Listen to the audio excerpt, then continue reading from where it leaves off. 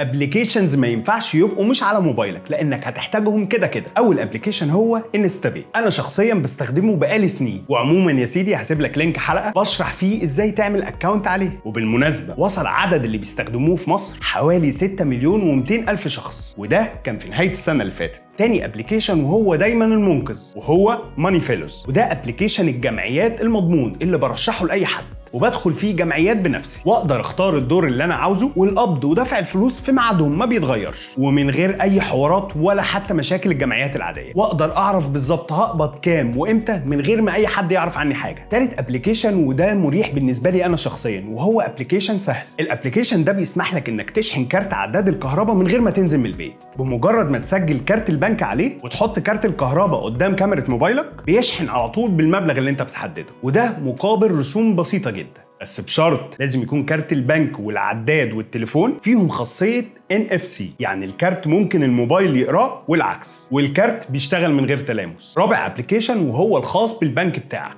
الاونلاين بانكينج، وده علشان تباشر كل العمليات الخاصة بحسابك او تسدد الكريدت كارد مثلا، او ربط وفك الشهادات، وكمان استخراج دفتر شيكات، او حتى تقدر تحجز دورك اونلاين، ده لو مضطر تروح البنك. قول لي ايه اكتر ابلكيشن انت ممكن تستخدمه فيهم.